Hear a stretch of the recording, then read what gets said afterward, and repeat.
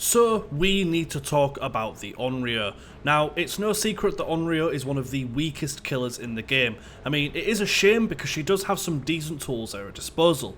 Well, kind of. Now, the main reason I'm bringing this up is because of the Dredge.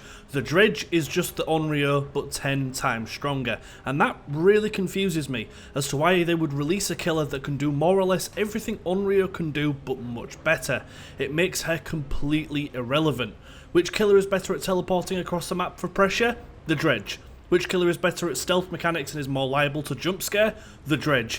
Which killer has those and a decent anti-loop and a god mode? You get my point. But because of this behaviour, you really need to give the Onryo some love. Now, I'm not suggesting buffing her to a godlike status, because even though she is a weak killer, Onryo is still really fun to play. It's just a shame because survivors will be able to exploit many of her weaknesses. So, in this video, I'm going to give you my opinion on what behaviour could do that makes the Onryo completely compatible and worth picking over her smoky PP counterpart. So, let's get straight into it. The first idea, and probably my biggest, I've thought of this for a while, and honestly, ever since she really got released onto Dead by Daylight, I think this would be incredible for the Onryo. When she is demanifested, give her the ability to walk through drop pallets, breakable walls, and through vaultable walls as well, without the need to break them. She is literally a ghost. It fits her lore and her character so well, and it would make survivors have to really think about their actions to outwit her in a chase.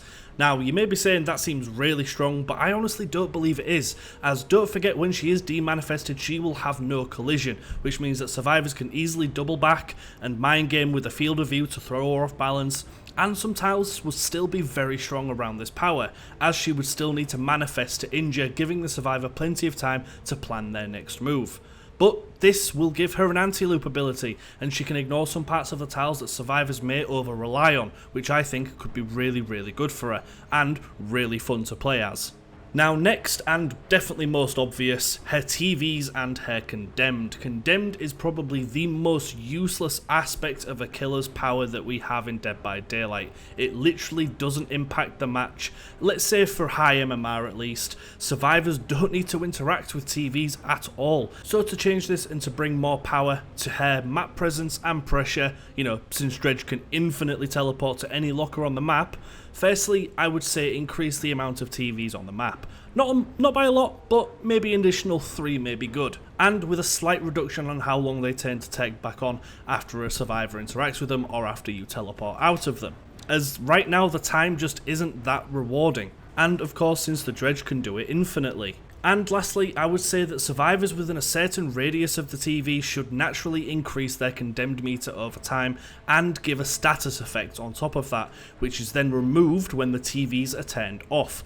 Onryo needs something to make survivors interact with the TVs. There is no incentive for survivors to touch them, and it's completely wasting a part of her pinnacle power.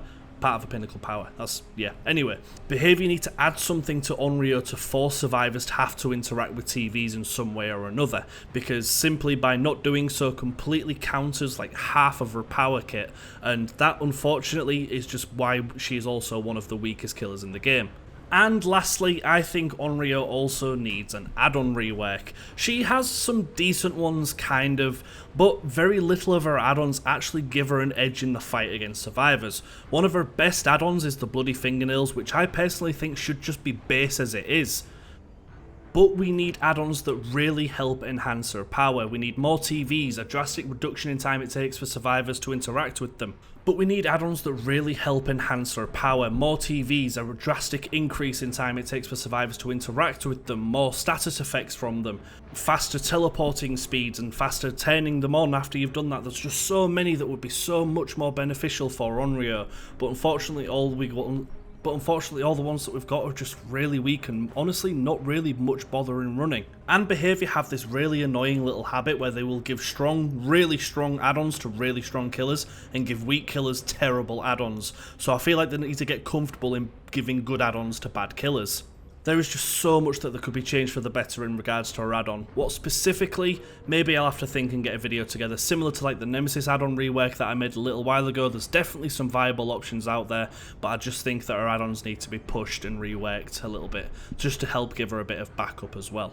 Now, some of you may be thinking that if Behaviour implemented everything that I've just mentioned, that she would be broken as hell, and I just wanted to state that nothing I've suggested would actually make her stronger than the Dredge. Dredge's teleporting would still be better, Nightfall would still be better, and his Antiloop would still be better. However, it gives Onryo a different edge that makes her viable and even more fun, but it also separates her from what the Dredge can do, as everyone calls Dredge Onryo 2.0, and it's hard to argue with it. I honestly think that Behaviour has kind of done Onryo a little bit dirty from a mechanical standpoint, because this is also things that people have been saying since her release. However, with some small changes, I really think that she could be viable and one of the most fun killers to play in Dead by Daylight. She already is one of the most fun killers to play in Dead by Daylight, and she's one of the weakest. But I also think that she wouldn't be overpowered just for the sake of being so. But that's pretty much it, guys. Please let me know what you think down below in the comments and what changes you think Onryo needs, as I'd love to see all of your opinions as well. But thank you all so much for watching. Don't forget to like and subscribe, it really does mean a lot, and I will see you all in the next video. Take care, bye bye for now.